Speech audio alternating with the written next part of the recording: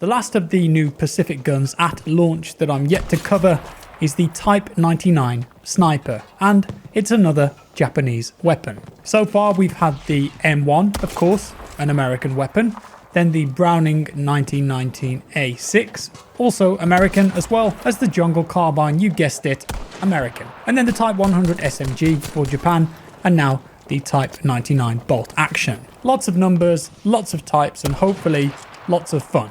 The Type 99 Arisaka is a bolt action rifle of the Arisaka design. It was used by the Imperial Japanese Army during the Second World War. The Arisaka name is something anyone who's played a lot of Battlefield 1 will know, as it's attached to some of the guns there. Arisaka rifle is actually a family of Japanese bolt action rifles developed by Arisaka Nariakiri, a very famous Japanese army lieutenant and one of the leading arms designers in all of Japanese history, alongside Kijiro Nambu.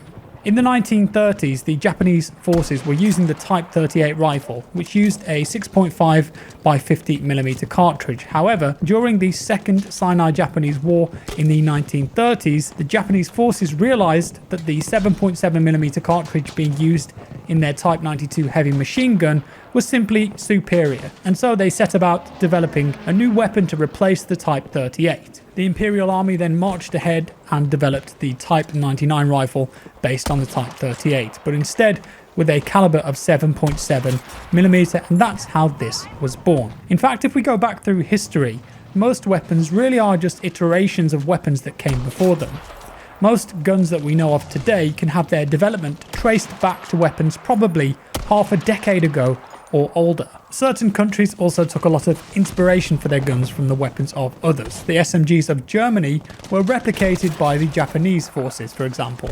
If one side gets their hands on an enemy's weapon, then they can take that back and certain characteristics can be copied or replicated, but not always to good effect. Much like with a lot of weapons that were produced in the Second World War though, as the war raged on, production ramped up on a lot of these guns, and as such this led to a lot of subpar weapons that left the production line. The gun did have some unique features though, although some of them were relatively pointless. It had a rather fragile looking monopod just underneath the foregrip body. The idea was that the addition was for a more stable firing platform when used against low flying aircraft. It also had an integrated sighting device that was ranged far enough so it allowed the rifleman to accurately see low flying aircraft. It was a novel idea, but for the most part all it did was show how concerned the troops were about aerial attacks. And so the Type 99 was produced in a number of different versions: short rifle, long rifle, a paratrooper rifle, and a sniper rifle. I'm sure you can guess which version the Recon class has at their disposal. And speaking of the rifle in Battlefield 5, let's take a good look at it now. In terms of specs, this gun has 5 rounds available, and if you deplete all 5 it will reload them with a stripper clip, which makes it reasonably fast. Most of the other rifles have 5 rounds or in that region available to them, so in terms of magazine count it's pretty standard. There is one issue though, and I can't for the life of me work out why this exists. Is it a bug or is it intended? I don't know. So you have 5 rounds in your gun, and by default you carry 15. The maximum you can carry is 25. Okay, you might say, why is there a problem there? Well, with every other semi-automatic rifle in the game, you start out with 20 rounds. So why does the Type 99 get given less rounds for you to hold? I honestly don't know if it's just an oversight or maybe it's by design, but I can't see why having less reserve ammo would be by design for a gun that is really no more powerful than any of the others. Bug or no bug, just be prepared that you may have slightly less ammo than you're used to on spawn, but you can always go to an ammo station to top up. In terms of the rest of the gun, well, I actually find it to be quite similar to the Gewehr M95 in pretty much every way. It has the same rate of fire, roughly the same damage. It's essentially a Japanese version of that gun. It's a bit middle of the road in terms of the stats, but to be fair, so is the M95, and that's still a popular rifle. It does more damage than the Ross, but it's a bit slower firing than a few of the other bolt actions. One of the things that this gun does have going for it though is that it's got a pretty quick bullet velocity.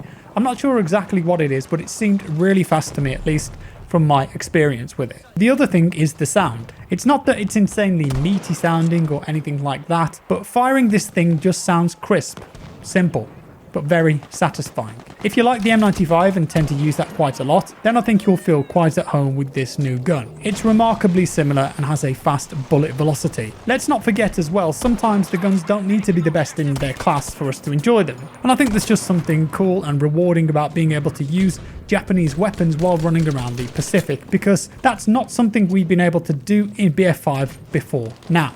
The Pacific maps, of course they're new, but so are the Japanese forces and the Japanese weapons, and I'm sure there's more to come. It's worth noting that the Type 99 works really well with iron sights too, so if you truly want to challenge yourself and immerse yourself running around the shores of Pacific Storm or Iwo Jima using iron sights only, this could be one really good way of doing that. Wrapping things up, let's move on to specializations. But there isn't really much to them, to be honest, and I've spec'd out my Type 99 exactly as I'd done for the M95, which should tell you how close they are in their design. First of all, I opted for the quicker ADS speed. That's an absolute given when it comes to sniper rifles, surely. And then sticking on the left hand side, we get the custom stock, which improves accuracy in aimed fire when moving, as well as the lightened stock, which lets you move faster while aiming. Last of all, you can either go for the bayonet charge or variable zeroing. I can't say that I use zeroing all that much in BF5, if at all. Some of the recon guns allow you to use it, but I just tend to eyeball it most of the time, and I don't really ever use the bayonet. That being said, the zero is definitely going to be more useful on these longer range maps, so I opted to go with that. I might use it. With the Type 99, at the moment, that's the last of the new weapons introduced in the game with the Pacific content, but we're getting way more, for sure. And there'll be loads more available coming soon. They've already announced a load more, and I personally played with some on the Wake Island playtest at DICE a couple of weeks ago. The next 2 weeks of Tides of War though are cosmetics, but I reckon after that we might be getting some new ones, maybe even the lunge mine, we'll see. Perhaps when Wake Island releases in December, we'll get another big drop of guns. I think that would be super cool. And that's all for today, folks. I hope you enjoyed this one. Let me know your thoughts down in the comments below. If you did enjoy it, leave a like. If you didn't, a dislike. Subscribe for more, and I'll see you in the next one.